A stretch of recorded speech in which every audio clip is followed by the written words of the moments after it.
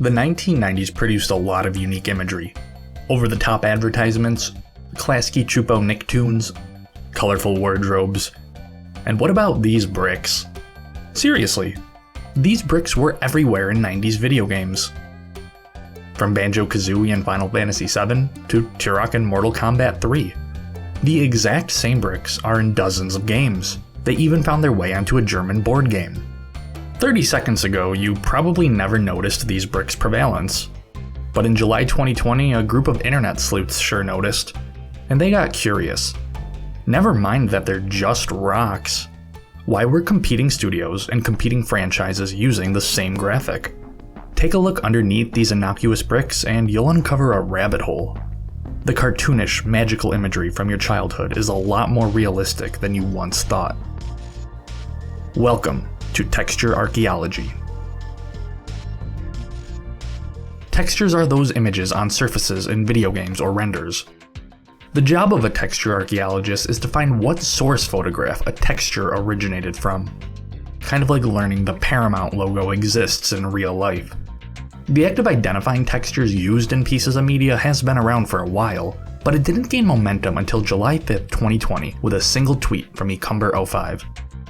Ecumber was digging through the files on an old Silicon Graphics indie workstation, the type of computers commonplace in studios making games for 5th generation consoles.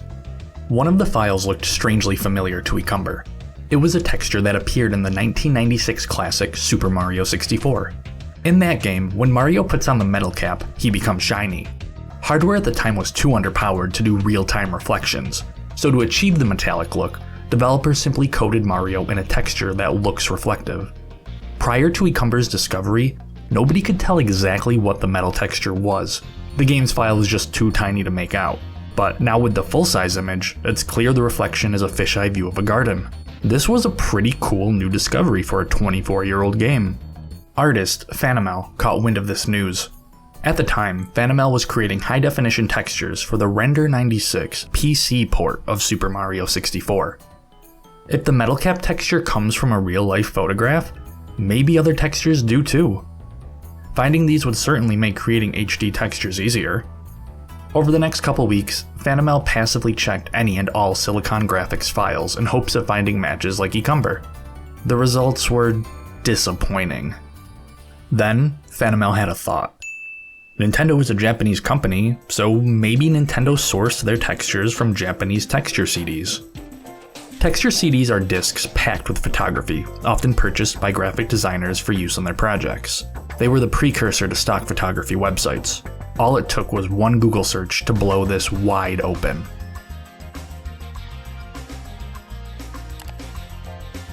In an image preview, Fanamel spotted the greenish marble texture used on the rocks in Bob-omb Battlefield. The findings were brought to the Render 96 Discord. With the help of the community, the specific texture CD was tracked down. The CD's parent website was filled with previews of the CD's textures. Jackpot. Many of Super Mario 64's most iconic environmental textures came from real photographs. This 24-year-old game was starting to look more photorealistic than ever before. Over the coming months, a handful of texture CDs were purchased and dozens of matches were made. Some of these matches spread outside of Super Mario 64 and into other franchises from the 90s, including Mario Kart 64 and its advertising materials. This particular promotional render for Mario Kart 64 had several texture matches, but one particular texture wasn't anywhere to be found among the thousands Render 96 now possessed. Look familiar? In a Hail Mary move, the brick was cropped out of the render in Photoshop and reverse image searched. Surprisingly, the search led to a small preview on Autodesk's website. Here we learned the name of the bricks: cobblestone. Render 96 started a search effort to find the source of the cobblestones. As the search grew in popularity, more people started recognizing the cobblestone's appearance in other games from the same era. Soon, a wiki page was created to document the texture. Cobblestone, the texture of your childhood. But as the wiki grew in size, the leads shrunk.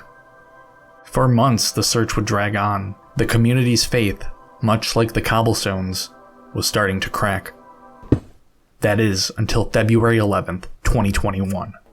Fluvian of 64history.net found the source of the cobblestone. And it didn't come from a texture CD.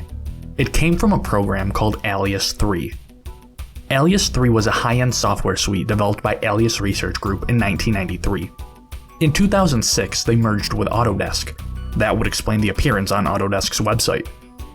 Alias 3 was designed for 3D modeling on Silicon Graphics workstations. Those same workstations that Conker discovered the metal cap texture on. Those same workstations many Nintendo 64 and PlayStation studios owned. Cobblestone was popular because it was bundled in with a popular piece of software. Now, this conclusion may sound underwhelming, but Fludian brought with him more than just the cobblestones. Some of Alias 3's other textures have been identified in popular media, like the bricks from the iconic Windows 95 Maze screensaver. In the words of Render96 wiki writer JY Company, the search for cobblestone may have finally concluded, but in its place, many new searches have only just begun. Texture archaeology is still in its infancy. Who knows what mysteries are yet to be discovered hidden deep within the graphics of your favorite childhood games. While researching this topic, I learned about countless texture matches. Here are some of my favorite findings.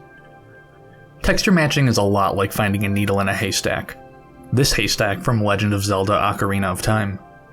But some textures are easier to match than others. For example, this picture of Pierce Brosnan from GoldenEye 007 is a lot less edited than these leaves from Sonic Adventures.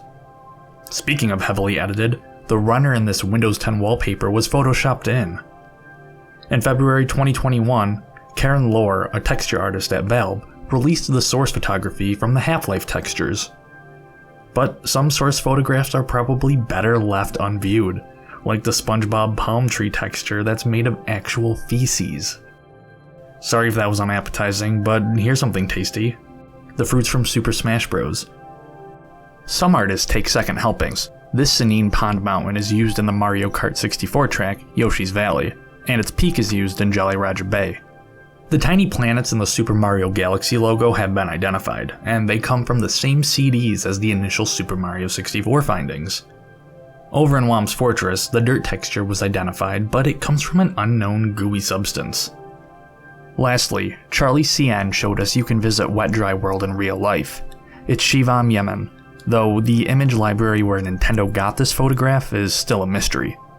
Do I hear another cobblestone hunt? Render96 is doing more than just solving tiny mysteries. They're preserving history. Anytime they acquire a texture CD that's abandonware, software that's no longer for sale, they preserve it on archive.org. Download one of these texture CDs and scroll through them for the aesthetic alone. They also have a fantastic wiki documenting all their findings. The wiki was created by Fanamel, who was a big help in answering questions. Both the wiki and Fanamel are linked in the description. Every once in a while, remember to stop and smell the roses, because sometimes those roses might just be real.